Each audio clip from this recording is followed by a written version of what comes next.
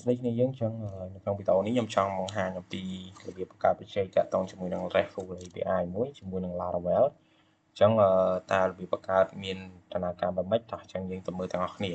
ញ្ចឹងមុននឹងបង្កើតបច្ចេក Laravel ជាដំបូងគ្នាធ្វើការ check ជាមួយនឹង version PHP សិនថាតើ computer របស់គ្នាយើងមាន version PHP version អត់នេះអញ្ចឹងខ្ញុំមាន version មួយគឺ 8.2.12 ហើយមួយទៀតគ្នាត្រូវធ្វើការ search រក composer version ដូចគ្នាអូខេអញ្ចឹង composer របស់ខ្ញុំគឺ version 2.8.8 អញ្ចឹងបើសិនជាករណីគ្នាយើងអត់ទាន់មានវាទេគ្នាអាចធ្វើការ download វាសិនមកដោយចូលទៅកាន់ Chrome ហើយធ្វើការ install ជាមួយនឹង XAMPP មួយទៅខ្ញុំប្រើ XAMPP ឬក៏គ្នាអាចប្រើ WAMP បានដែរអញ្ចឹងនៅក្នុង XAMPP ហ្នឹងគឺខ្ញុំយក version 8.2.12 ហ្នឹងនៅពេលដែលខ្ញុំ install មកវាមកជាមួយនឹង version PHP ហើយវាបាននឹង XAMPP មកនឹងដែរអញ្ចឹងខ្ញុំអាច install វាមកប្រើបានឬក៏ករណីយើងចង់ប្រើ WAMP ក៏បានដែរអូខេបន្តមកទៀតគ្នាអាចទៅធ្វើការ install ជាមួយនឹង composer មួយទៀតដើម្បីធ្វើការ install បច្ចេក Laravel ហ្នឹងណាជំនាញអាចចូលទៅកាន់ website ទៅហើយចុច download ទៅកាន់ composer មួយហ្នឹងដោយសារតែខ្ញុំធ្វើការ install ហើយខ្ញុំអត់ចាំបាច់ទៅ install ទៀតទេហើយក្នុងការប្រើ API ខ្ញុំ recommend មួយទៀតគឺទៅលើការប្រើប្រាស់ជាមួយនឹង Postman នេះអញ្ចឹងខ្ញុំធ្វើការ search ទៅកាន់ Postman មួយទៅដើម្បីធ្វើការ download Postman ណាព្រោះនេះខ្ញុំចូលទៅកាន់ website វាបាត់ហើយខ្ញុំវាយ Postman download សិន Postman download អូខេនេះអញ្ចឹងយើងធ្វើការ install ទៅនឹង Postman នឹងមួយទៅដើម្បីយើងប្រើសម្រាប់ test ទៅលើ API ថា API របស់យើងគឺអាចប្រើបានអត់ឬអាចដំណើរការបានអត់មុននឹងយើងដាក់វាចូល front end ដោយសារករណីខ្លះគ្នាអត់មាន front end ទេយើងចង់ test ថា API របស់យើងគឺ work ឬក៏មិន work អញ្ចឹងណាអញ្ចឹងយើងអាចប្រើ Postman ដើម្បី test វាសិនណាអូខេអញ្ចឹងកុំឲ្យខាតពេលយូរយើងអាចធ្វើការ install បច្ចេក Laravel មួយជាទម្រង់ដើម្បីបង្កើតជាមួយនឹង API អូខេឥឡូវខ្ញុំធ្វើការបង្កើត folder មួយសិនអូខេអញ្ចឹងខ្ញុំមាន new folder មួយហើយឥឡូវខ្ញុំធ្វើការ rename វាសិនខ្ញុំ rename ដាក់ថា Laravel API ទៅបន្តមកខ្ញុំចូលទៅកាន់ folder មួយហ្នឹងហើយខ្ញុំធ្វើការបើក terminal នេះមក cmd ហើយខ្ញុំធ្វើការប្រើ command មួយដើម្បីបង្កើតនៅបច្ចេក Laravel ដោយវាយ composer create project Laravel slash ទៅកាន់ Laravel ហើយចាប់ដងទៀតដោយបច្ចេកនេះគឺខ្ញុំប្រើ version 10 របស់ Laravel អញ្ចឹងដើម្បីខ្ញុំយក version 10បានខ្ញុំចុច2មកហើយដាក់សញ្ញាទៅខាងលើនេះមួយហើយដាក់ version 10ដោយសារតែបើគ្នាអត់ដាក់បែបនេះទេគ្នា install ហើយដាក់ឈ្មោះបច្ចេកយកហ្មងនេះគឺកន្លែងនេះខ្ញុំអាចដាក់ឈ្មោះបច្ចេកដាក់ថា my project អីចឹងទៅតែបើករណីគ្នាធ្វើបែបនេះវានឹង automatic ទៅកាន់ level 12អញ្ចឹងតែខ្ញុំចង់យក level 10ខ្ញុំធ្វើការចុច2ខ្ញុំដាក់10ចឹងមកបន្តមកខ្ញុំដាក់ឈ្មោះថាRESTful API អូខេអញ្ចឹងខ្ញុំធ្វើការចាំមកស្ទុះទៅដើម្បីវា install បច្ចេកករណីបែបនេះនៅពេលដែលខ្ញុំ install បច្ចេកវាអាចនឹងមានភាព error មួយគឺទាមទារខ្ញុំទៅដក semicolon នៅពីមុខ file zip មួយ zip code មួយនៅក្នុង PHP level 12អញ្ចឹងរបៀបដកគឺបែបម៉េចអានេះដោយសារខ្ញុំ config ហើយអញ្ចឹងវាអត់ error នេះអាចចូលទៅកាន់ SAM មកនេះបើក SAM នេះបើក SAM ទៅហើយនៅក្នុង SAM ដែរបើករណីវា error port ខ្ញុំអាចដូរ port បានណាឥឡូវខ្ញុំធ្វើការប្រាប់អំពីរបៀបដូរកន្លែងហ្នឹងតិចយើងចូលទៅកាន់ config យកទៅកាន់ PHP នេះទៅហើយគ្នាចុច Ctrl F ដើម្បី find ឥឡូវគ្នា find ពាក្យមួយឈ្មោះថា extension អូខេ extension smart zip អូខេតោះខ្ញុំទៅរកវាទៅដូចជាអត់ឃើញទេឥឡូវខ្ញុំរកចេះនេះណាដោយសារតែខ្ញុំដកវាចោលអញ្ចឹងរកឃើញរបស់គ្នាយើងដាក់ចេះមកនឹងចុច search ទៅវានឹងឃើញនេះយើងទៅដកសំប៊ីកលំពីមុខនឹងចោលហើយចុច Ctrl F មក Ctrl S ដើម្បី save នៅពេលដែលអត់ទាន់ save វានឹង load move កន្លែងនេះអញ្ចឹងខ្ញុំចុច Ctrl S ដើម្បី save ទៅហើយចាំធ្វើការ install ទៅនឹងបច្ចេក Laravel ម្ដងទៀតណានេះធ្វើការ install នៅប្រើ command នេះដើម្បី install វាម្ដងទៀតព្រោះករណីនៅពេលខ្ញុំ down ដំបូងខ្ញុំអត់ config កន្លែងហ្នឹងដល់ពេល install មកវានឹង error ទៅលើការ install បច្ចេកហើយបន្តមកទៀតបើករណីគ្នាកាំង port ឧទាហរណ៍ថាខ្ញុំ start ទៅលើនេះ port របស់ server Apache នេះមានកាំង port ខ្ញុំអាចដូរវាបានដែរទៅ port ផ្សេងទៅខ្ញុំគ្រាន់តែ ចូល PHP ដដែលមកនាងចុច Control F ហើយស្វែងរក port 80ទៅអញ្ចឹងនឹងឃើញខ្ញុំអាចរកខ្ញុំអាចដាក់ស្មើ80ចេះអូច្រឡំខ្ញុំចូលខុសហាមែនកន្លែងហ្នឹងឯងច្រឡំខ្ញុំខ្វែងចោលនេះនៅនេះទេចុច config នេះខាងលើនេះ patch ហ្នឹងនាងធ្វើការចុច Control F ហើយរកពាក្យ80រក80ទៅទេនេះបើករណីវា error នេះអាចដូរ port ហ្នឹងទៅករណី error បែបម៉េចដល់ពេលដែលខ្ញុំចុច start ទៅវាអត់ដើរវាអាចដូរ port 80ហ្នឹងចោលទៅ port 81ឬក៏ port ផ្សេងអីចឹងទៅនេះករណីខ្ញុំចុចទៅវាអត់ដើរទេចុចទៅវា load ដាច់ចុចទៅវា load ដាច់មួយទៀតតើតើនៅ database នេះកន្លែង port database នេះអាចដូរបានដូចគ្នាកន្លែង4306ហ្នឹងអាចដូរវាទៅកាន់ port ផ្សេងបានណាខ្ញុំអាច search ទៅភាសាខ្ញុំដូរទៅ4306ហើយចឹងខ្ញុំ search ឲ្យខ្ញុំមើលនេះអ្នកអាចដូរទាំងអស់ទៅដូរទៅកាន់អីផ្សេងមកករណី default របស់វាគឺ3306ករណីវាជន់ port អត់ដើរឯងអ្នកអាចដូរទៅកាន់ port ផ្សេងបានអញ្ចឹងយើងស្វែងរកអស់បើថានៅពេលដែលដូរអស់ហើយគ្នាចុចអានេះដូរទៅវាលែងរកឃើញហើយនៅពេលដែលវាលែងរកឃើញគឺបានន័យថាយើងដូរអស់ហើយនៅពេលដែលករណីនេះចុច3306ទៅយើងដូរឲ្យអស់នៅពេលដែល not found គឺបែបនេះអញ្ចឹងពេលដូរកន្លែងហ្នឹងហើយគ្នាអត់ទាន់អាចបើកបានទេខ្ញុំត្រូវឲ្យទៀតខ្ញុំត្រូវដូរឲ្យគេទៀតនេះគ្នាបកមកកាន់ PHP init ចូលទៅកាន់ PHP init ហើយគ្នាស្វែងរកទៅនឹង3306ដូចគ្នាតែដោយសារខ្ញុំដូរហើយយើងវារត់ឃើញណាហើយខ្ញុំទៅរកអា port ដែលខ្ញុំដូរហើយនេះកន្លែងនេះខ្ញុំត្រូវដូរវាទៅដាក់4306ដូចទៅនឹងកន្លែងខ្ញុំដូរ PHP នឹងដែរដូរវាទៅដំបងកន្លែងហ្នឹងគឺ3306នាងដូរទៅលេខម៉ាន់ក៏បានណាឬក៏ដូរពីក្រោយ07អីហ្នឹងទៅអានោះមកករណី error port អីផ្សេងឥឡូវដោយសារខ្ញុំដូរហើយខ្ញុំអត់ចង់ប៉ះពាល់អីទៀតទេខ្ញុំក៏ប៉ះតែម្ដងណាខ្ញុំ stop ពួកនេះវិញ stop វាចោលដោយសារខ្ញុំអត់បានបើកទេឥឡូវខ្ញុំធ្វើការនេះ install បច្ចេក Laravel រៀងយូរតិចអាចមានបញ្ហាដោយសារខ្ញុំ check មិញវាខាងអ៊ីនធឺណិតមកហើយតោះឥឡូវអាចខ្ញុំ install ម្ដងទៀតមកកុំឲ្យបញ្ហាខ្ញុំលុបវាចោលទៅtry again បងអូខេតោះឥឡូវខ្ញុំធ្វើការ install ម្ដងទៀតណា cmd ខ្ញុំវាយcomposer create project Laravel / ទៅកាន់ Laravel អូខេយក version 10មកយក version 10ហើយដាក់ឈ្មោះ project ខ្ញុំដាក់ថា RESTful API ចាំវាមកស្ទុះទៅ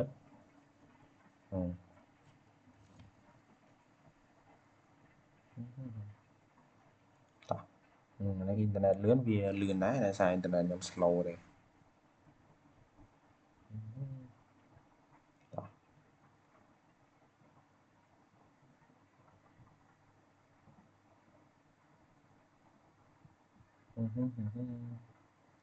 អូខេមើលវាមកស្ទុះទៀតវាយើង install នេះទៀត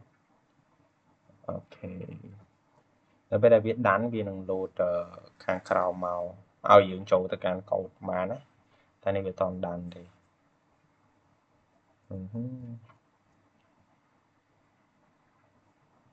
បន្ទាប់ពី install បានគឺវានឹងទទួលបានទម្រង់បែបនេះណាចឹងឥឡូវខ្ញុំធ្វើការបើកកូដមកខ្ញុំធ្វើការ cd ទៅកាន់ RESTful ហ្នឹងមក RESTful API បន្តមកខ្ញុំចុច enter ហើយខ្ញុំវាយពាក្យថាកូដអូខេខ្ញុំដូរ theme បន្តិចខ្ញុំដាក់ពណ៌នេះវិញខ្មៅវិញអូខេតោះអញ្ចឹងនេះខ្ញុំទទួលបាន Laravel មកហើយឥឡូវរបៀប run Laravel គឺបែបម៉េចរបៀប run Laravel ខ្ញុំអាចបើក terminal លើនេះបានnew terminal ដើម្បី run លើហ្នឹងក៏បានឬក៏កុំឲ្យចង់ញ៉ៃយើងអាច run បន្តពី terminal របស់យើងនេះដោយសារនៅក្នុង terminal នេះគឺវាចូលដល់ project នេះ RESTful API អញ្ចឹងខ្ញុំអាចវាយ PHP artisan serve ដើម្បី run project បានអូខេអញ្ចឹងវានឹងផ្ដល់នៅ route មួយដើម្បីឲ្យគ្នាយើងចូលទៅកាន់ project របស់យើងគឺជា local host ម៉ាស៊ីនរបស់យើងណាអញ្ចឹងខ្ញុំអាចវាយទៅ local host ឥឡូវវាយខ្លាចខុសខ្ញុំ copy មកcopy ខ្ញុំយកទៅផាសនៅខាងលើនេះហើយដកគ្នាចោលទៅ enter នេះអញ្ចឹងយើងទទួលបាន Laravel មកនេះជា template របស់ Laravel ទេប៉ុន្តែរបស់យើងគឺធ្វើការយកបង្កើតវាជាទម្រង់ API អញ្ចឹងយើងអត់ត្រូវប៉ះពាល់មួយ របស់ Laravel.flat នេះណាអញ្ចឹងជាដំបូងក្នុងការបង្កើតជា Laravel API ខ្ញុំត្រូវឲ្យគ្នាស្គាល់សិនទៅលើ controller ហើយនឹង model ដើម្បីថាឲ្យស្គាល់តំណែងគ្នាអញ្ចឹងទី1គ្នាត្រូវបង្កើតជាមួយនឹង controller ឲ្យទៅឬក៏ជំហានទី1គ្នាអាច connect database ក៏បានដែរឥឡូវជំហានដំបូងយើង connect database សិនអាហ្នឹង style គ្នាលោកសរសេរទេខ្ញុំអញ្ចឹងចូលដំបូងគ្នាធ្វើការ connect database សិនទៅដើម្បីវាស្គាល់ជាមួយនឹង database របស់យើងដោយសារតែ database របស់ខ្ញុំប្រើ XAMPP ឥឡូវខ្ញុំធ្វើការបើក XAMPP ឲ្យគ្នាយើងនេះ XAMPP ឥឡូវខ្ញុំចុច start ទៅគេចុច start ដល់លើមួយទៀតនេះអញ្ចឹងខ្ញុំបើក XAMPP បានហើយឥឡូវខ្ញុំចូលទៅកាន់ database នៅលើ browser ខ្ញុំធ្វើការវាយ local នេះវាយមកពង80យើងវាយ local host PHP admin ណាវានឹងចូលហើយតែរៀង slow តិច local host សាស្ត្រការឬក៏វិធីសាស្ត្រមួយទៀតគ្នាអាចចុចកន្លែងនេះចូលតាមទៅកន្លែង admin នេះចុចពងមកវានឹងមកនឹង automatic ដូចគ្នាតែវារៀង slow តិចហ្នឹងនេះខ្ញុំទទួលបានមកខ្ញុំ refresh មួយទៀតនេះបានឥឡូវកន្លែងនេះគឺការបង្កើត database នៅម្ដុំនេះហើយយើងអាចបង្កើត connect database របស់យើងទៅនៅក្នុង Laravel អញ្ចឹងកន្លែងហ្នឹងដោយសារខ្ញុំដូរ port កន្លែង3306នេះឥឡូវខ្ញុំដូរដាក់43វិញណា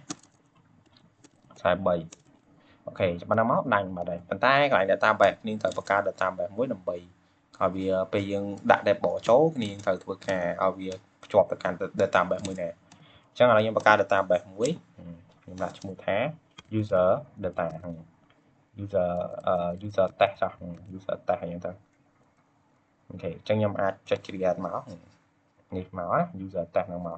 ឥឡូវខ្ញុំទៅដូរកន្លែង database នេះ DB database ហ្នឹងខ្ញុំដាក់ថាដូរទៅខាងគេ user test តោះហើយបន្តមកទៀតនៅពេលដែលដាក់បែបហ្នឹងហើយគ្នាយើងចង់ដឹងថាតើវា connect ជាប់ឬមិនជាប់គ្នាអាច migrate table មួយចូលទៅដោយនៅក្នុង line database នេះកន្លែង migration វាមាន table ចំនួន4ហើយគ្នាយើងទី1 user ទី2 password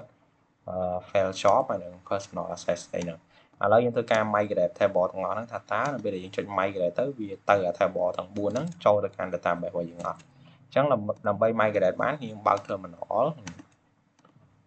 មកហើយវាយ php artisan migrate នេះអញ្ចឹងវាធ្វើការ migrate 4 table នេះចូលហើយគឺ table user ទី4 table ហ្នឹងចូលហើយឥឡូវយើងចូលទៅមើលថាតើវាចូលមែនអត់យើងចុច refresh មកនេះទទួលបាន4 table ហ្នឹងមកវានឹងមក table មួយទៀតគឺ migration table ណាឥឡូវខ្ញុំអត់ចង់បង្កើតបាន table ហ្នឹងទេខ្ញុំចង់បង្កើត table ខ្លួនឯងមួយទៀតអញ្ចឹងដើម្បីបង្កើត table ខ្លួនឯងមួយទៀតយើងធ្វើម៉េចយើងត្រូវបង្កើត migration ហ្នឹងមួយអញ្ចឹងដល់ខ្ញុំវាយ php artisan make migration បន្តមកខ្ញុំដាក់ឈ្មោះ create ហើយដាក់ឈ្មោះ table ខ្ញុំដាក់ឈ្មោះថាuser data user dt ចុះ dt មាន s ទៅហើយខ្ញុំដាក់មួយទៀតដាក់ថា table កន្លែងហ្នឹងខ្ញុំដាច់ខាតត្រូវដាក់ s ដើម្បីឲ្យវានាំវិញត្រូវជាមួយនឹង model របស់យើងដែរគឺខ្ញុំដាក់ s ដែរខ្ញុំដាក់ s ដែរទៅពូ model វាទៅចាប់យក tab នៅពេលដែលខ្ញុំបង្កើត model មកវា automatic ទៅចាប់យក table ណាដែលមាន s តោះតោះខ្ញុំដាក់ថាពាក្យ table ចុះ create user dt dt ហ្នឹងគឺ data ហ្នឹងទៅដាក់ឲ្យកុំឲ្យដូច table របស់គេនេះឈ្មោះគេឈ្មោះ user ហ្នឹងដោយសារខ្ញុំចង់បង្កើតខ្លួនឯងថ្មីខ្ញុំធ្វើការ enter មកerror make migration ខ្ញុំសរសេរ migrate ហើយដាក់ migration ណាអូខេនេះអញ្ចឹងគ្នានឹងទទួលបាន migration មួយសម្រាប់ធ្វើការបង្កើតនៅ table ខ្លួនឯងឥឡូវចូលទៅកាន់ table មួយនេះទៅនេះ user tds ហ្នឹងនេះគ្នានឹងទទួលបាននៅកន្លែងបង្កើតនៅ column ទៅលើ database របស់យើងកន្លែងនេះគឺគ្នាធ្វើការបង្កើត column នេះ column នៅមាននៅក្នុង database ដូចឧទាហរណ៍ like user ហ្នឹងវាមាននៅ column ស្រាប់ ID name អីយ៉ាងទៅឥឡូវខ្ញុំចង់បង្កើតខ្លួនឯងដើម្បីបង្កើតខ្លួនឯងបង្កើតមិនអញ្ចឹងកន្លែងនេះខ្ញុំធ្វើការដាក់ពាក្យថា table មកហើយគ្នាអាចដាក់ជាប្រភេទ type របស់ column មួយហ្នឹងជាអីឥឡូវ column មួយហ្នឹងខ្ញុំចង់ដាក់ឈ្មោះអញ្ចឹងខ្ញុំដាក់ tab វាគឺជា string ចុះដោយ column name ខ្ញុំដាក់ឈ្មោះថា name អូខេហើយខ្ញុំដាក់ table មួយទៀតខ្ញុំដាក់តាពីរទៅណីបានណាខ្ញុំដាក់ string ដដែលតែតិចបានណាកន្លែងខ្ញុំដាក់ថា skill គាត់អីគេអូខេបិទ speed ឡើងតោះអញ្ចឹងថាធ្វើម៉េចដើម្បីបង្កើត table នឹងមួយទៀតនៅលើ database របស់យើងអញ្ចឹងដូចមុនអញ្ចឹងខ្ញុំវាយ migrate ចាក់ mic មកនេះ PHP artisan migrate ខ្ញុំថាប៉ោនេះអញ្ចឹង refresh កន្លែងនេះមួយទៅនេះយើងទៅទទួលបាន user TDS នឹងមកមួយទៀតណាតោះនៅពេលដែលខ្ញុំបង្កើតជាមួយនឹង migration បានហើយគ្នាអាចបង្កើត model មួយទៀតដើម្បីឲ្យវាមក control ជាមួយនឹង column របស់ database របស់យើងហើយនៅពេលដែលខ្ញុំបង្កើត model គ្នាអាចមានសិទ្ធិក្នុងការប្រើប្រាស់នៅ ORM របស់ Laravel ដោយយើងអត់ចាំបាច់ទៅ say insert into get select ផ្កាយ from អីទេយើងមាន keep មាន ORM របស់វាស្រាប់ដើម្បីយើងហៅប្រើយកតែម្ដងវាដូចជា function មួយបង្កើតឲ្យស្រាប់ឲ្យគ្នាហៅអញ្ចឹងណាតោះឥឡូវគ្នាយើងអាចធ្វើការបង្កើត model មួយទៀតដើម្បីធ្វើការ insert data តាមរយៈ model យើងប្រើ ORM ចូលអញ្ចឹងខ្ញុំអាចវាយវាយគេខ្ញុំអាចវាយ PHP artisan make 2 model ហ្នឹងខ្ញុំដាក់ឈ្មោះមកខ្ញុំដាក់ឈ្មោះថា user TDS TD user TD ចោលមាន S ណាដាក់ TD ទេទៅ enter នេះអញ្ចឹងវាមិននឹងបង្កើត model ឲ្យគ្នាមួយនៅខាងលើនេះខ្ញុំចូលទៅមើលទៅនៅកន្លែង app កន្លែង model នេះ user TD អូខេនៅក្នុង user TD ហ្នឹងគ្នាត្រូវបង្កើតនៅ fillable មួយជាទម្រង់ protected អញ្ចឹងខ្ញុំដាក់ថា protected អូខេ $fillable fillable ហ្នឹងគឺយើងប្រើវាសម្រាប់អនុញ្ញាតថាតើគ្នាចង់ឲ្យcolumn មួយណា insert បានខ្លះ column មួយណាដែលអត់ insert កើតដើម្បីប្រើជាមួយនឹង ORM ដោយជាក់ស្ដែងនៅក្នុង user នេះគឺគេអនុញ្ញាតឲ្យ column name column email និង column password អញ្ចឹងទៅ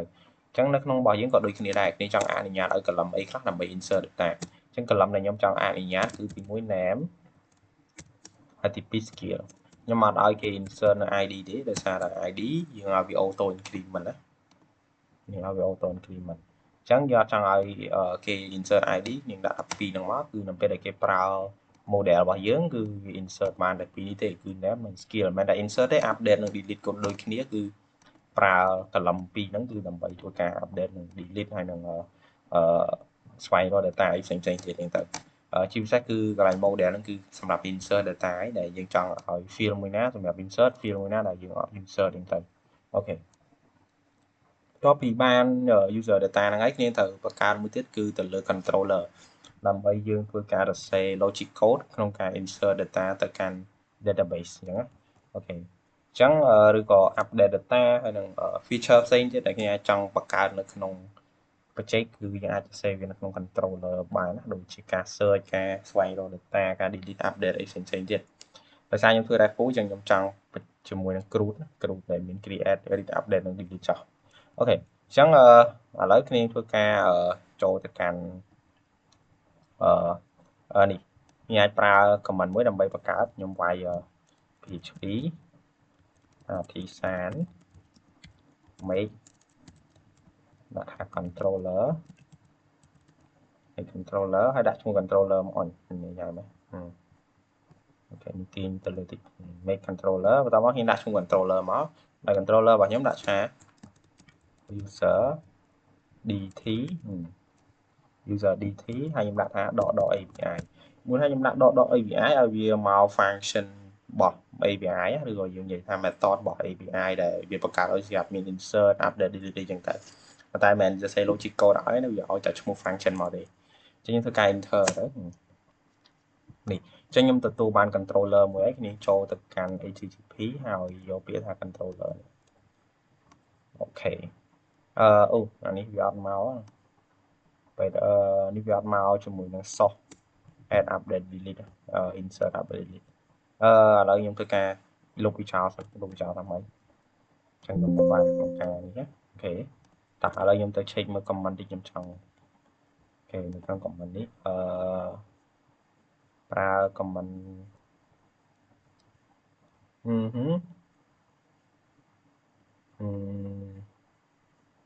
ធ្វើការបង្កើតជាមួយនឹង comment មួយ product នេះខ្ញុំលេចដាក់ពាក្យ controller នៅពីក្រោយចង់អនុញ្ញាតមកដល់អស់អូខេតោះសោះមិនខ្ញុំយក comment តដែរទៅគាត់ណាខ្ញុំដាក់ពាក្យ controller ពីក្រោយទៅឲ្យវាមកវាស្គាល់ថាហ្នឹងជា controller តោះអញ្ចឹងនេះខ្ញុំទទួលបានអូខេនេះអញ្ចឹងយើងមាន function index យើងមាន function store យើងមាន function show យើងមាន function update យើងមាន function destroy អញ្ចឹងទៅអញ្ញerror យើងមិនខ្វល់ទេតោះឥឡូវគ្នាធ្វើការនេះធ្វើការសរសេរ logic code មួយដើម្បី insert data ចូលអញ្ចឹង insert data គឺគ្នាប្រើកន្លែង store នេះតោះអញ្ចឹងមុននឹង insert គ្នាត្រូវ validate data សិនថា data ហ្នឹងត្រូវឬមិនត្រូវគួរយកឬមិនយកអញ្ចឹងថាធ្វើម៉េចគ្នាអាចតាំងជាមួយនឹងដុល្លារខ្ញុំដាក់ថា validated តបមកស្មើឲ្យ validator នេះ validator ខ្ញុំយកគ្នាដូចជា facing នេះអូខេហើយខ្ញុំប្រើ make all ឲ្យវាដើរជាមួយនឹង function make ដូចជាខ្ញុំចង់ភ្លេច function ហ្នឹងបាត់ហើយ make $request អូខេ point ទៅកាន់ឥឡូវខ្ញុំឆែកមើលខ្ញុំចង់ភ្លេច function ហ្នឹងដូចនៅក្នុងនេះនៅក្នុងជាមួយនឹង AI request validate នេះ check កុំបានទេកុំឲ្យវាតែប៉ុន្តែបើខ្ញុំប្រើ validator function នេះវាអាចមាននៅ response ស្អាតជាងណាឥឡូវខ្ញុំឲ្យ AI វាប្រាប់ពីរបៀបប្រើ validator function នេះផ្សេងដោយសារតែខ្ញុំចង់ភ្លេច source code ដែរ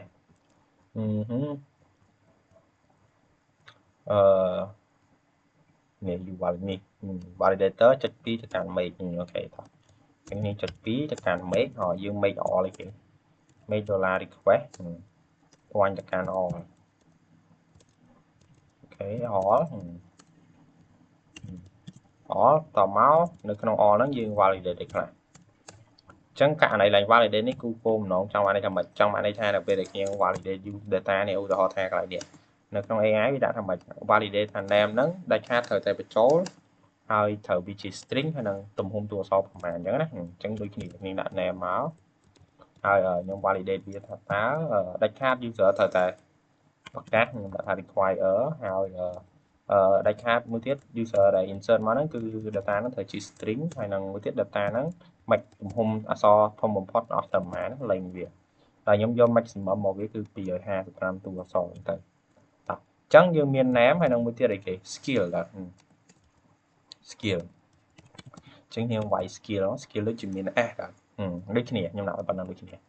បន្ទាប់ពី validate ហើយបើករណីគេ insert data មកប៉ុណ្ណឹងអស់ហើយគេ request data មកគេ request ពី front មកគឺត្រូវ field របស់យើងអស់ហើយ validate ទៅត្រូវដែរយើងដាក់វាចូល database អញ្ចឹងអត់ពិបាកទេក្នុងការដាក់ចូល database ដោយសារតែយើងមាន model អញ្ចឹងយើងធ្វើការ validate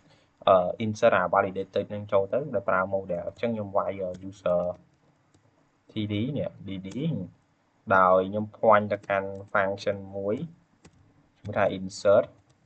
អូខេចុច2អានេះចុច2ទៅកាន់ insert ហ្នឹងបែបដូចជាមិន insert ទេ create ខ្ញុំ create អីគេចូលគឺខ្ញុំ create validated $validated អូខេកន្លែងនេះដូចជាអត់ប្រើនេះទេឲ្យចុច2នេះអានេះថាយើងយក user data យើង create validate ចូលនេះដូចជាត្រូវខ្ញុំមើលសិនអូខេcreate ដូចជាត្រូវហើយ user dt controller អានេះវាអត់ succession មកទេវាអត់ import controller មកអូខេនេះ create ខ្ញុំសេ comment create អូខេតោះទេដូចជាអត់មានអីខុសទេ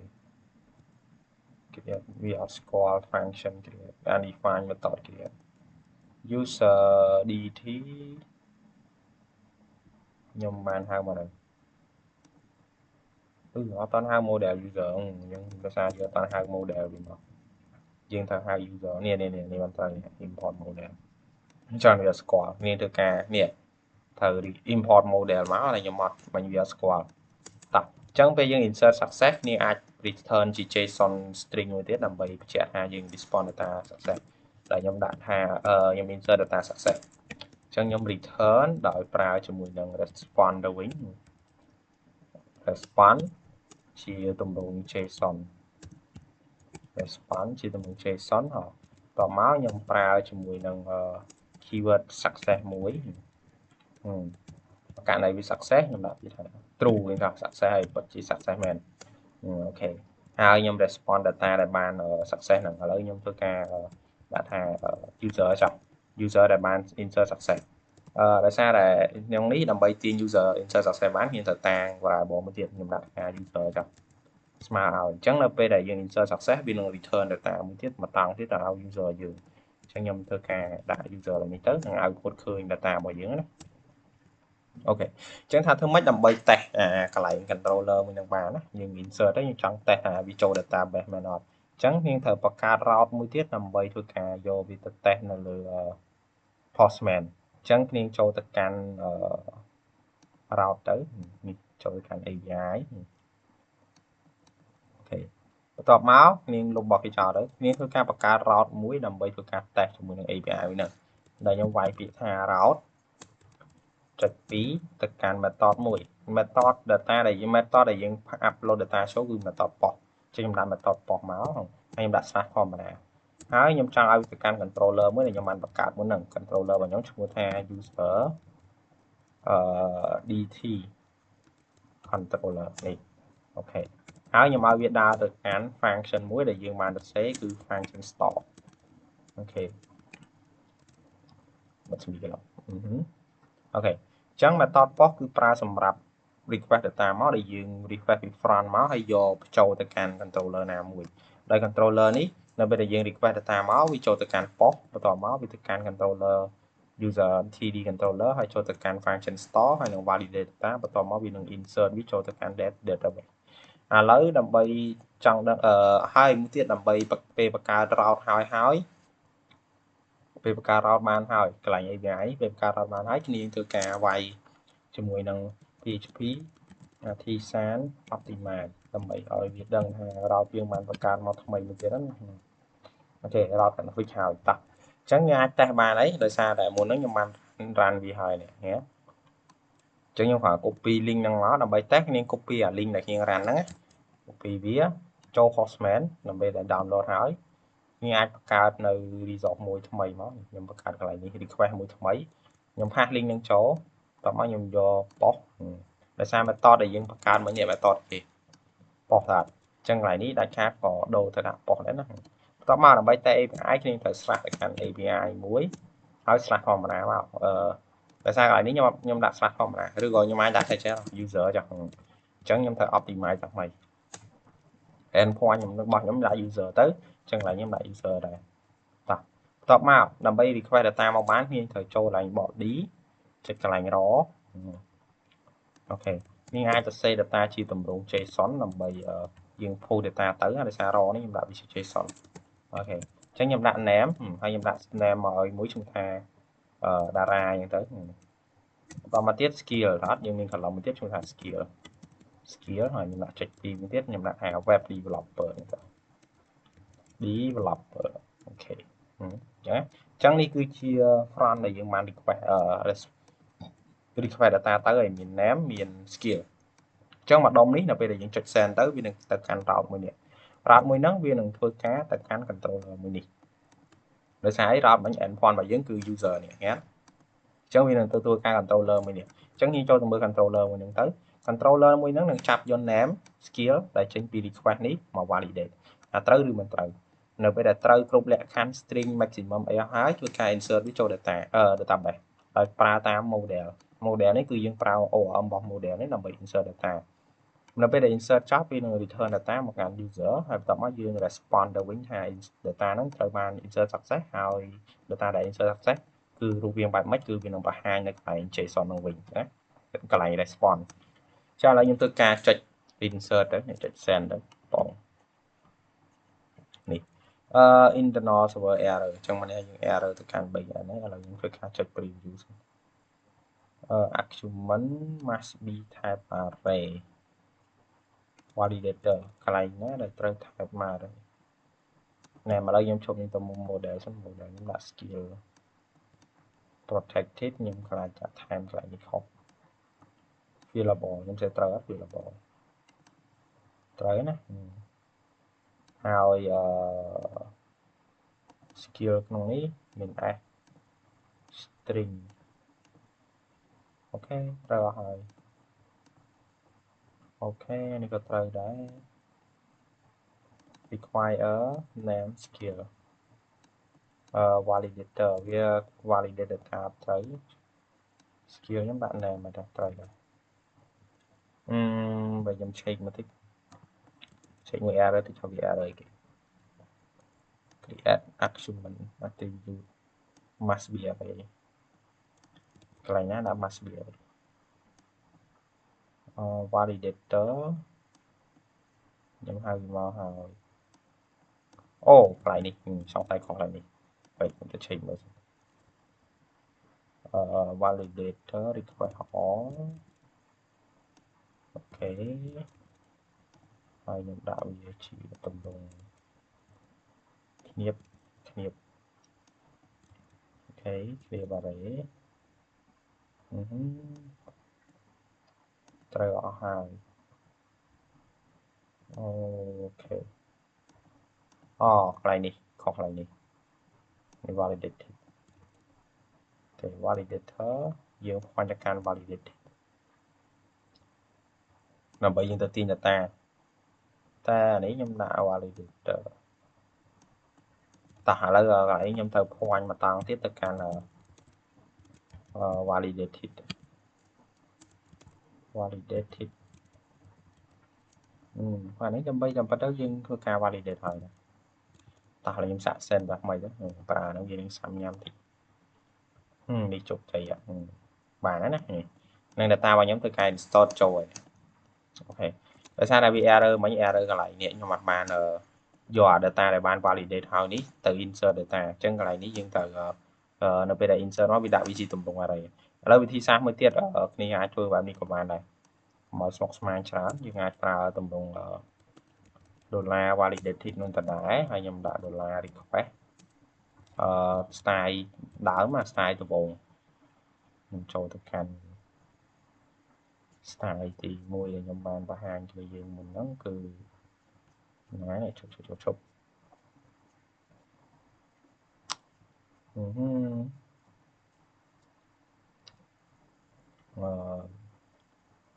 នេះ validated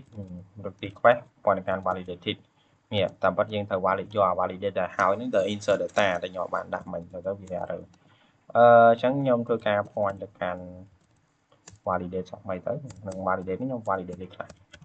ណែតដែរមកខ្ញុំភ្លេចទៅលុបអានោះចោលបាត់ require គឺការអនុញ្ញាត user ដែលខាតត្រូវតែដាក់ទិន្នន័យចូលហើយខ្ញុំដាក់មួយទៀតដាក់ថា string ដែលការអក្សរនៅទៅ string ហើយនឹង maximum របស់វាគឺ255អូខេតោះចានេះ column name នៅ column មួយទៀតគឺ skill ប៉ុន្តែមិញខ្ញុំតេស្តដល់អស់ណាអូខេ skill អញ្ចឹងកន្លែងនេះបិទ semi column មួយអញ្ចឹងកន្លែងហ្នឹងអស់ហើយបើគ្នាអាចជួយជួយបាទយើងបាច់ចាំព័ន្ធយើង insert វាចូលតែម្ដងតោះឥឡូវខ្ញុំតេស្តម្ដងទៀតខ្ញុំដាក់ថា Messi ម្ដងweb developer ខ្ញុំ insert នេះចូលទៅតាណាដូចគ្នានេះខ្លីជាងមុនតោះអូខេចឹងខ្ញុំអាចប្រើវិធីនេះទៅគឺអានេះគឺ validate data មិញ validate ទៅវាត្រូវឯងគាត់ថាយើងអត់បានយកអាទិន្នន័យដែល validate ហើយដាក់ចូល database យើងទៅយកអាលក្ខខណ្ឌដែល validate វិញចឹងវាត្រូវអានេះ validate ហើយវានៅ return data ទៅកាន់ validated ហ្នឹងហើយគ្នាអាចយកវាទៅដាក់ចូល database បានអូខេអញ្ចឹងយើងទៅមើល database យើងទៅចូលទៅកាន់ database នៅនេះខ្ញុំ refresh មកនេះអញ្ចឹងខ្ញុំមាន2តារានិង Messi ឥឡូវខ្ញុំ insert មួយទៀតខ្ញុំដាក់ថា Ronaldo ហើយខ្ញុំដាក់ថាsoccer football ចា football ផ្សេងចូល success ទៅ refresh មួយមកកាត់តោះអញ្ចឹងនេះចាក់តងទៅនឹងការ insert data ចូលទៅកាន់ database ដោយប្រើទម្រង់ប្រើវាជាទម្រង់ API ឥឡូវទម្រង់ get data វិញថា get បែបម៉េច ចឹងដើម្បី get data នាងធ្វើកន្លែង index ទៅលឿនចឹងដើម្បី index get data អត់ពិបាកទេនាងគ្រាន់តែតាំង variable មួយមកខ្ញុំអាចតាំងដាក់ថា user ទៅបើយើងប្រើ ORM របស់វា user dt ទៅកាន់ all ចុចពីកាន់ all គឺយើងទៅទាញ data all ដែលចេញពី database ហើយបន្ទាប់មកខ្ញុំ return ដូចគ្នាខ្ញុំ copy return នេះមកប្រើអូខេបានឥឡូវខ្ញុំធ្វើឲ្យមើលទៅទី1គឺទី2គឺ update នេះគឺ update អូខេចឹង update មុននឹង update ខ្ញុំធ្វើការ find id សិនដល់ចឹងខ្ញុំធ្វើការយក user ទៅយើងត្រូវរក data សិនអញ្ចឹងខ្ញុំយក user data user dt នេះចុច2ទៅកាន់ find find or file ចុចខុសត្រូវ file ទៅកាន់អីគេ $i id នេះបានន័យថាយើងទៅរក id ដែលបានគេបោះមកសិនថាតើ id នឹងមាននៅក្នុង table របស់យើងអត់បើមានយើងអូខេថាមាននឹងបោះ message មកថាមានហើយអញ្ចឹងយើងអាច update បានតែបើអត់មានទេយើងប្រើ message ថាវិញថាអត់មាន data ទេហើយមួយទៀតនៅពេលដែលគេ update គឺគោលបំណងគេបោះ data ថ្មីមកហើយថាអញ្ចឹងនាងត្រូវ validate data ថ្មីនឹងដែរគេ update ហ្នឹងហើយអញ្ចឹងខ្ញុំ validate data ថ្មីដែរបន្ទាប់ពី validate ហើយចាំខ្ញុំ update តែខ្ញុំតាំង user update មួយទៅស្មើឲ្យ user dt ចុច2ទៅកាន់ updated យើង update ឲ្យគេចូលគឺ validate អូខេប៉ុណ្ណឹងទៅបានហើយបន្ទាប់មកយើង respond ទៅវិញដូចតែគ្នាទេ respond data ទៅវិញថា update success ហើយអញ្ចឹងយើង respond data ដែលបាន update ហ្នឹងមកអញ្ចឹង data ដែលបាន update គឺនេះ user data អូខេ copy ខុសអូខេខ្ញុំមានអារម្មណ៍ខុសកន្លែង find of file តិចខ្ញុំទៅ check មើល AI តិច find or file ដូចជាត្រូវហើយខុសត្រូវនេះ find of file ត្រូវអូខេប៉ុន្តែកន្លែងនេះយើងអត់ត្រូវដាក់តាំង string ព្រោះ ID គេ param ដែលគេបោះមកគឺវាជា string វាជាអក្សរ query មួយស្រាប់យើងបាច់បញ្ជាក់ type ឥឡូវខ្ញុំធ្វើការប៉ុណ្ណឹងបានទេអូខេនេះយើងបាច់ចាំតាំងអូខេអញ្ចឹងពេលករណីពេលហើយយើងអាច update data ដោយមិនចាំបាច់អានេះវាជាទម្រង់ model ហើយអញ្ចឹងយើងបាច់ចាំតែបង្កើនម្ដងទៀតទេខ្ញុំគ្រាន់តែ point ទៅកាន់ update ទៅចេះទៅបានដោយសារយើងធ្វើការស្វែងរក data នឹងបានចេញពីគេនេះស្វែងរក data នឹងបានចេញពី model របស់យើងតាមរយៈ ID នៅពេលស្វែងរក data នឹងបានតាមរយៈ ID ហើយរកឃើញយើង update ពង update ហើយ data ហ្នឹងដាច់ខាតត្រូវបោះមកថ្មីតាមរយៈ request នេះបោះដូច post អញ្ចឹងវាបោះពី post មកដូចគ្នាហើយ validate ទៅនៅពេលដែល validate success update ពងទៅdelete ដូចគ្នា delete file file ដូចគ្នាគាត់ថាអត់អីពិបាកទេ delete delete ចេះទេគ្នាគាត់ថា copy ហ្នឹងផាសមកអូខេគ្នាដូរកន្លែងញ៉ាយនេះដូរកន្លែង request នឹងចោលទៅគ្នាដាក់ថា delete វិញអូខេ delete ដាក់ថា delete ទៅបាននៅពេលដែល error data នឹងឃើញវានឹង return data ទៅកាន់ user ហើយយើង point ទៅកាន់ delete ហ្នឹងទៅបានយើង delete data នឹងចោលអញ្ចឹង data នេះនឹង delete វានឹងបោះ message ឲ្យថា success អញ្ចឹងទៅយើងអាចដាក់ថាមក delete ដូរឡើងនេះមើលទៅដូរឡើងនេះដូរបានដាក់ថា delete success ទៅបាទអញ្ចឹងបន្ទាប់ពីគ្នាអាចកើតនៅ controller អស់ហើយនេះខ្ញុំអស់ controller ណាគ្នាអាចធ្វើការទៅបង្កើត route មួយទៀតដើម្បីនេះណាអញ្ចឹងគ្នាអាចមើលមួយបានអញ្ចឹងនេះគឺជា index ទាញ data មកវិញទាំងអស់នេះយើង store ទុក data នេះយើង update data update data ហើយនឹងអានេះគឺយើងលុប data ចោលនៅពេលដែលយើងបង្កើតឲ្យអស់ហើយគ្នាទៅធ្វើការបង្កើតទៅនឹង route ដើម្បីcontrol ទៅកាន់ controller មួយនឹងទាំងអស់គ្នា controller ទាំងអស់អញ្ចឹង route ដោយសារខ្ញុំបង្កើតឲ្យមួយហើយខ្ញុំបង្កើត5 4ទៀតប្រគប់មកអូខេ route ទី2គឺយើងទាញ data អញ្ចឹងខ្ញុំធ្វើការចុច get route ទី3គឺយើង delete update data អញ្ចឹងខ្ញុំប្រើ method មួយគឺ put និង patch គឺប្រើសម្រាប់ update data get នេះគឺប្រើសម្រាប់ទាញ data ហើយនឹង method ចុងក្រោយគឺ delete សម្រាប់ delete data ហ្នឹង ខ្ញុំយក endpoint ខុសគ្នាខុសតាម method ទេមានន័យថា endpoint របស់ខ្ញុំដូចគ្នាទាំងអស់តែខុសតាម method ទេអាហ្នឹងគេហៅថា RESTful ដោយសារតែ endpoint យើងគឺដូចគ្នាដូចគ្នាទាំងអស់ user ដូចគ្នាទាំងអស់ខុសតាម method ទេគឺ post get update put និង delete ហ្នឹងទៅ post យើង insert data get គឺយើងទាញ data មកវិញ put update ហើយនឹង delete គឺយើង delete data អញ្ចឹងយើងទៅកែឡើងនេះតិចដោយសារ put យើង put តាម ID គេ update តាម ID អញ្ចឹងយើងត្រូវបើក para មួយដាក់ថា ID អានេះក៏ដូចគ្នាដែរ ID ដើម្បីយើងទៅប្រាប់ request ទៅកាន់បោះ ID ទៅកាន់គេបោះទៅកាន់បោះតាម para ហ្នឹងទៅឲ្យ controller ហើយកន្លែង function ក៏ខ្ញុំត្រូវដូរដែរកន្លែងខ្ញុំត្រូវដូរដាក់គេ index ខ្ញុំត្រូវដូរដាក់គេ update ខ្ញុំត្រូវដូរដាក់ destroy អូខេ destroy ខាត់ second បែបនេះអញ្ចឹងនៅពេលដែលខ្ញុំ change អស់ហើយខ្ញុំត្រូវធ្វើការវាយ optimize ម្ដងទៀត PHP artisan optimize ដានបន្ទាប់ពីដានអស់ហើយនេះអាចចូលទៅកាន់នេះប៉ុណ្ណឹងដានហើយនេះអាចចូលទៅកាន់ Postman ដើម្បី test API បានអញ្ចឹងរបៀប test មិនគឺមិញខ្ញុំឥឡូវខ្ញុំ test ទៅកាន់ get សិនអញ្ចឹង get ខ្ញុំដូរ method មកដាក់ get ដោយសារខ្ញុំថា API ខុសគ្នាតែ endpoint ខុសគ្នាតែ method ទេ endpoint ជាដាក់គ្នាទេអូខេអញ្ចឹងខ្ញុំធ្វើការចុច send ទៅនេះអញ្ចឹង data ខ្ញុំទាញមកបាន1 2 3អូខេឥឡូវខ្ញុំធ្វើការ update ម្ដងនេះអានេះ data ទៀតឥឡូវ update គឺខ្ញុំចូល put ទៅហើយខ្ញុំត្រូវការបោះ ID អញ្ចឹងខ្ញុំធ្វើការ slash ទៅកាន់ ID ណាមួយដែលខ្ញុំចង់ update ខ្ញុំ update ID លេខ3ដោយឈ្មោះ Ronaldo នេះខ្ញុំដាក់ទឹកខ្ញុំដូរ skill របស់គាត់ខ្ញុំដាក់ថា app ចោះអញ្ចឹងខ្ញុំចុច send ទៅ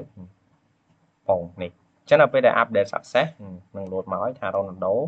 គាត់ update success ហើយតែដូរ skill របស់គាត់skill របស់គាត់អត់បានដូរទៅ foot app ទេគឺគាត់នៅតែ football ដដែលអញ្ចឹងយើងបញ្ហា logic code នៅកន្លែង update អូខេ update នេះដូចជាអត់មាន update ទេណាយើងទៅមើលមកupdate ធម្មតាទេហើយខ្ញុំដាក់ update ទេអញ្ចឹង error logic code មកអូខេឥឡូវខ្ញុំទៅធ្វើការ update ថ្មីខ្ញុំចុច send មកបងនេះបានដូរតែអូខេអញ្ចឹងខ្ញុំទៅមើល database ទៅថាវាដូរអត់តែវាដូរក្នុង database ហើយបានវា response មកវិញនេះដូរទៅ app អូខេឥឡូវខ្ញុំធ្វើការ delete នៅ data មួយចោលចុះដោយប្រើ route delete ម្ដងអញ្ចឹងដើម្បី delete គឺខ្ញុំចូលទៅកាន់ code នេះចូល method ដាក់ delete វិញមកតមកខ្ញុំធ្វើការ delete តាម ID អញ្ចឹងអានេះយើងអត់ត្រូវការបោះ data ទេគឺយើងដូរតាម ID ខាងលើទេអញ្ចឹងខ្ញុំ delete ID លេខ1ចោលឈ្មោះតារាអញ្ចឹងចុច send ទៅនេះ delete success data ក៏ត្រូវបាន delete ឥឡូវយើងចង់ដឹង delete មែនអត់យើងចូលទៅកាន់ database ចុច refresh មកចេញបាត់ឆឹងណាអូខេអញ្ចឹងអានេះតាក់ទងទៅនឹងការប្រើប្រាស់ RESTful API ក្នុងការបង្កើត project មួយតាក់ទងជាមួយនឹង RESTful API អញ្ចឹងសង្ឃឹមថាគ្នាយើងអាចអនុវត្តទៅដើរជោគជ័យថាមានបញ្ហា error អីអាចសួរខ្ញុំឬក៏កុំឲ្យខាតបើថាសួរខ្ញុំឬក៏មិនអីយើងអាច AI បាន AI យើងដាក់ពងទៅគាត់ថាខ្ញុំបង្ហាញពីរបៀបក្នុងការបង្កើតអញ្ចឹងទី1គ្នាយើងធ្វើការបង្កើតជាមួយនឹងគឺនៅទៅ database ឲ្យជាប់ទៅហើយគ្នាអាច migrate table ដើម្បី test មើលថាតើជាប់ឬមិនជាប់តបគ្នាបង្កើត migration មួយដើម្បីបង្កើត table ខ្លួនឯងហើយបន្តមកទៀតខ្ញុំធ្វើការបង្កើតជាមួយនឹង model មួយទៅហើយយើងត្រូវ fillable ថាតើ column មួយនេះដែលគ្នាអនុញ្ញាតឲ្យគេចូលបានតពីបង្កើត model ហើយគ្នាយើងធ្វើការបង្កើតនៅ controller ដើម្បីសរសេរ logic code ក្នុងការ insert data ចូលទៅកាន់ database update និង delete អីផ្សេងៗទៀតហ្នឹងណាអូខេហើយបន្ទាប់ពីបង្កើតប៉ុណ្ណឹងរួចរាល់គ្នាយើងធ្វើការបង្កើតនៅ route ដើម្បីអនុញ្ញាតឲ្យ front end គាត់ fix ទៅនឹង route មួយហ្នឹងដើម្បីយកទៅប្រើដោយករណីជាក់ស្ដែងនៅក្នុង Postman នេះគឺខ្ញុំជា front end ហើយដែលខ្ញុំបាន fix route មួយហ្នឹងទៅប្រើតែបើក្នុង React ឬក៏ JavaScript វាប្រើ method fix ឬក៏ Axios tool Axios ដើម្បី fix ណា data ហ្នឹងទៅប្រើយើងត្រូវចេញពី route មួយហ្នឹងដល់ពេលដែលយើង run ហ្នឹងអូខេអញ្ចឹងវីដេអូនេះមានតែប៉ុណ្្នឹងទេខ្ញុំអាចអនុវត្តបានណាអូខេបាទ